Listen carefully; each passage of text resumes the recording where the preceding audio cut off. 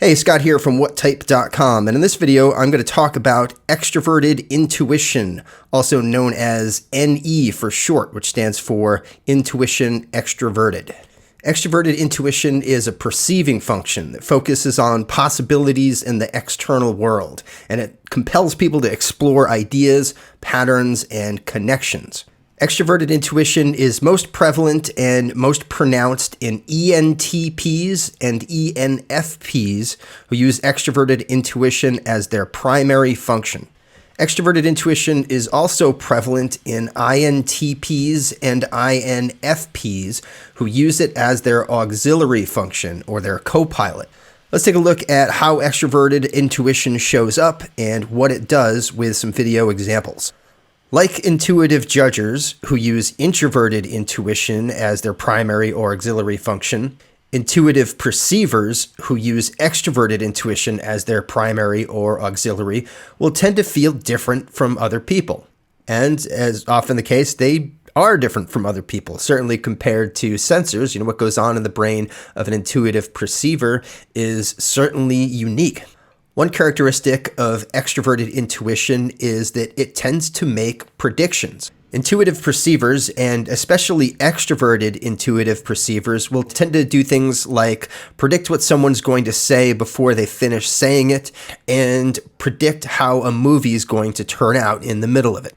Extroverted intuition is always gathering data so that it can figure out how things are likely to play out.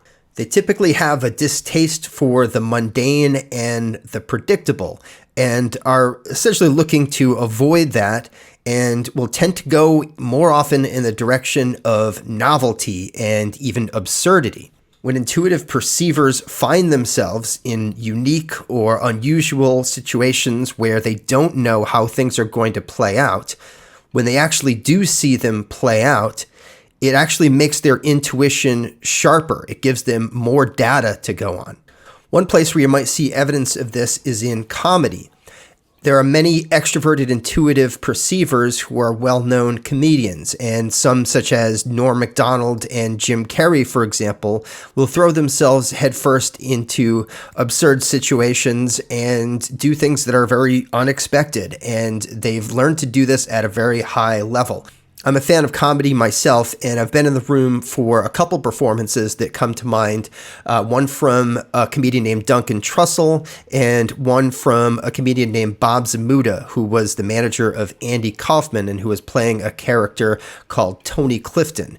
And these performances were shocking and would be probably very offensive to the vast majority of people taken out of context. But somehow what they did worked in the room. And this is, I think, only because they've spent countless hours putting themselves in absurd situations, trying things that are really far out there, and sort of learning how to navigate and what they can get away with.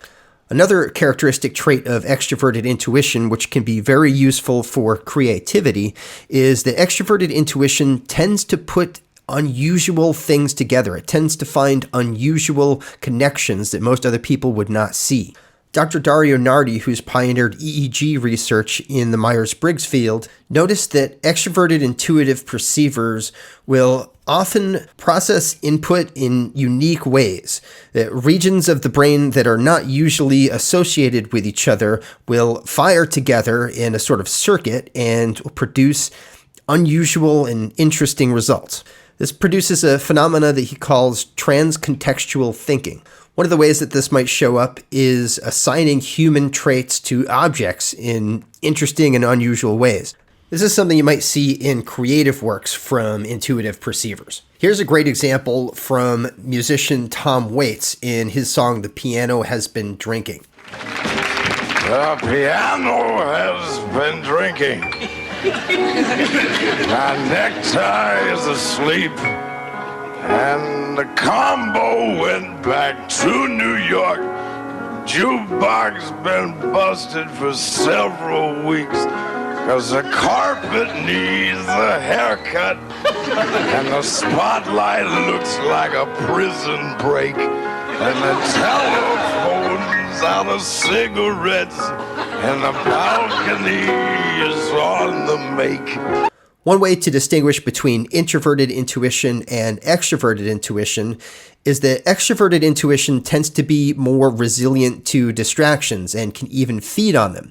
Introverted intuition is more of a fragile state where the user is going into their minds and usually looking to disconnect from what's happening in the outside world in order to mine their intuition. Whereas extroverted intuition will tend to often thrive in distracting environments and can use the input from them to feed into their intuition.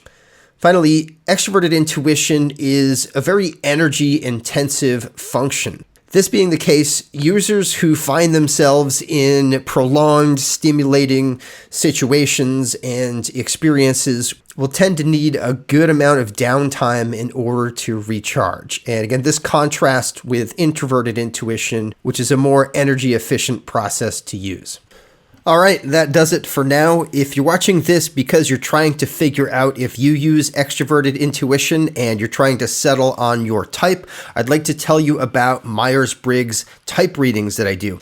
These sessions are done via video chat, and they're sort of like a live Myers-briggs test where I can ask you questions and you can answer them. I can also ask open-ended questions, or you can ask for clarity if you're not sure what I'm asking, or I can ask you for clarity if I'm not clear on your answer, and a whole bunch of things that you can't do on a regular Myers-briggs test. In most cases, I should be pretty clear on your type within about 20 minutes, at which point I'll give you my opinion about your type, and we'll have some back and forth to make sure we're on the same page. Once we both agree on your type, then we'll get into some free-form discussion, and we can go on for up to an hour in total. I guarantee that by the end of the call, you'll have absolute clarity on your type, and if you don't feel that way, then I will gladly give you your money back. And if for any reason you're not happy, no questions asked. To find out more about type readings, you can go to whattype.com/mytype.